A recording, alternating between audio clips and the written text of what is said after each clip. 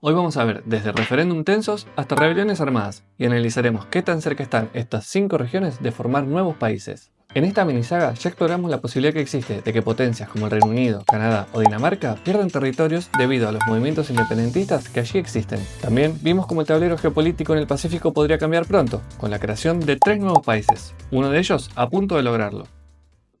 Cataluña, en el noreste de España, tiene una identidad cultural profundamente arraigada. Su lengua, el catalán, es la lengua materna del casi 40% de su población. Pero hay cosas muy catalanas aparte del catalán. Está, por ejemplo, los castells, la tradición de armar torres humanas cuyos orígenes se remontan hasta el siglo X, o el correfoc, una manifestación cultural que se cree arranca en la Edad Media con el teatro callejero en los países catalanes. Sí, escuchaste bien, dije países catalanes. Y si bien nunca existió como sujeto político, ni tampoco goza de mucho apoyo fuera de la comunidad autónoma de Cataluña, este proyecto geopolítico pancatalanista surge a mitades del siglo XIX y tiene su origen histórico en la Corona de Aragón. Este territorio incluiría a Cataluña, Andorra, Islas Baleares, parte de Cerdeña, un pedazo de Francia y parte de las comunidades aragonesa y valenciana. A pesar de toda esta historia, el movimiento independentista moderno nació entre los siglos XIX y XX. Cataluña logró una autonomía limitada en 1931 durante la Segunda República Española, pero todo cambió con la dictadura del amigo Pancho. Durante su régimen, la autonomía fue eliminada y el catalán prohibido. Y imagínate que te prohíban hablar tu propio idioma. Tras la muerte de Franco en 1975, la democracia trajo un nuevo estatuto de autonomía en 1979. Décadas después, en 2006, se aprobó otro estatuto para ampliar sus derechos, pero el Tribunal Constitucional lo desmanteló en 2010, lo que desencadenó protestas masivas. Y finalmente, en 2017, Cataluña dijo YOLO y desafió al gobierno español organizando un referéndum ilegal. Este tuvo una participación del 43%, donde, ojito, el 92% votó por la independencia. El gobierno central respondió pegándole a cuantos viejos se encontró cerca de las urnas, tomó control de las instituciones catalanas, destituyó al presidente Carles Puigdemont y convocó elecciones. Dato curioso, yo estaba en Barcelona ese 1 de octubre y fue un suceso cuanto menos interesante de experimentar. En Yemen, la larga guerra civil en ese país está alcanzando su 10º aniversario desde que comenzó, y no parece haber un final inmediato a la vista. En este conflicto, que ha sido catalogado por algunos como la peor crisis humanitaria del mundo, hay 3 principales facciones que eventualmente podrían negociar la paz. Las 2 primeras facciones son el movimiento Hutí, respaldado por Irán, y la República de Yemen, respaldada por Arabia Saudita. Pero ojo, ninguno de estos dos es un grupo separatista. Ambos desean el control político total sobre el territorio internacionalmente reconocido de Yemen, y ambos afirman ser el gobierno legítimo de todo el país. Por otro lado, la tercera facción principal en la guerra es el Consejo de Transición del Sur, respaldado por los Emiratos Árabes Unidos, y este sí que es un grupo explícitamente secesionista. Su objetivo es restablecer la independencia del antiguo Yemen del Sur, tal como existió durante décadas en el siglo XX, entre 1967 y 1990. Antes de que se uniera con el antiguo Yemen del Norte para formar el Yemen unificado. Si el Consejo de Transición del Sur logra su objetivo durante futuras negociaciones de paz, es muy posible que volvamos a ver el regreso de Yemen del Sur a los mapas geopolíticos del mundo. Este retorno marcaría el regreso a la era de una Yemen dividida políticamente, lo que sería más representativo de la norma histórica en la región, considerando que Yemen estuvo dividida en norte y sur durante siglos. Con entre 30 y 45 millones de personas, los kurdos son la mayor población apátrida del mundo. Distribuidos entre Turquía, Siria, Irak e Irán, su sueño de un Estado enfrenta a la oposición de todos estos gobiernos por una simple razón. Si los kurdos llegaran a independizarse en uno de ellos, probablemente trabajarían juntos para intentar tomar territorios de los otros países también. Y resulta que las tierras habitadas por los kurdos incluyen las cabeceras de los ríos Tigris y Éufrates, así como ricos campos petroleros en la región de Irak que habitan. Eso significa que cualquier Estado kurdo unificado e independiente casi con certeza se convertiría en una gran potencia geopolítica, con la que todos los demás en la región tendrían que lidiar.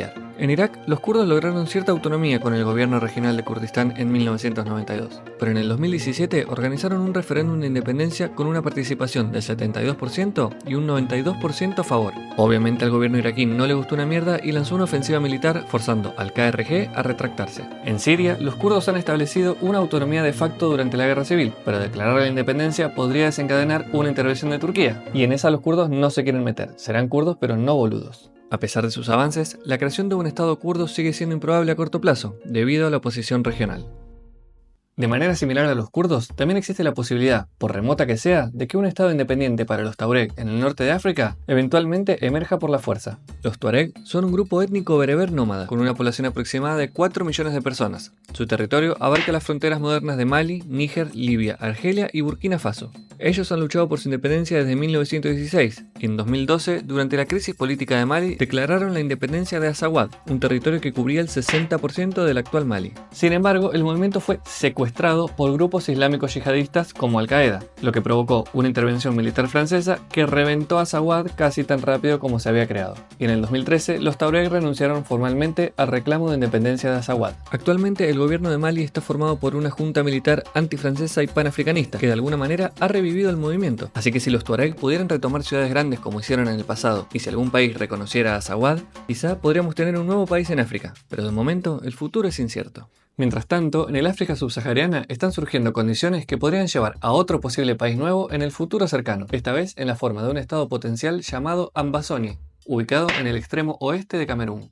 Todo el quilombo se remonta a la época colonial, específicamente entre 1916 y 61, cuando Camerún estaba dividida entre una colonia francesa, la más grande, y una inglesa más pequeña en el extremo oeste del país. Hoy en día, esta minoría anglófona, en oposición a la mayoría francófona del país, que incluye a la mayor parte del gobierno, se queja de ciertas políticas llevadas a cabo por el gobierno central. A este conflicto se lo conoce comúnmente como el problema anglófono. En 2016 estallaron protestas a gran escala en la parte anglófona más pequeña de Camerún, protestas que el gobierno decidió reprimir violentamente. Esto llevó a que los anglófonos del oeste de Camerún iniciaran una insurgencia separatista, lo que finalmente llevó a una declaración unilateral de independencia de la región, el Estado Independiente de Ambazonia. Esto provocó que el gobierno camerunés declarara abiertamente la guerra a los separatistas, y el ejército camerunés fue enviado para restaurar la autoridad, lo que desató la guerra civil en Camerún, que continúa hasta hoy en día. Si finalmente tienen éxito, los separatistas de Ambazonia casi con toda seguridad intentarían obtener el reconocimiento formal de su independencia como el estado más nuevo de África, al igual que hicieron Sudán del Sur y Eritrea anteriormente. El caso vasco tiene muchas similitudes con el catalán. También es una comunidad autónoma dentro de España, aunque existe el concepto más amplio de Euskal Herria, que refiere a una porción de terreno mayor que incluye a Navarra y otros territorios franceses. También tiene una cultura única, con un idioma, el euskera, que no está relacionado con ninguna lengua conocida. Acá quiero tomarme un segundo, porque a mí me vuela la peluca el tema del euskera. ¿Entendés que no se sabe ni de dónde viene? Este idioma no es como el catalán, que es una lengua latina y por lo tanto tiene semejanzas con el español, lo que le hace sonar, vamos a decir, familiar. Pero el euskera no. No, papi, no. Pensá que gracias se dice esquerricasco, o que buen día se dice egunon. Un locurón. En esta parte del mundo también tienen su propio Papá Noel, el carbonero borracho llamado apalpador, y hasta su propio deporte conocido mundialmente, la pelota vasca, con su modalidad más famosa, el high alai. Por último, y sin hablar todavía de nacionalismo, vale mencionar que el sentimiento patriota vasco se remonta por lo menos al siglo XVI. Pero a pesar de toda esta rica historia, el nacionalismo vasco comenzó en el siglo XIX y adquirió un tono más radical con la creación de ETA en 1959. La sigla significa Euskadi ta Askatasuna, o País Vasco y Libertad en español, y fue la rama violenta y considerada terrorista del independentismo vasco. Durante décadas, ETA llevó a cabo una violenta campaña por la independencia, causando 864 muertes, entre ellas 22 niños y niñas. Su último ataque fue en 2010, cuando asesinaron a un gendarme francés. Ya a esas alturas, la condena internacional era altísima y la pérdida de apoyo brutal, así que en el mismo año, ETA anunció el alto al fuego, para finalmente llegar a su disolución en el 2018.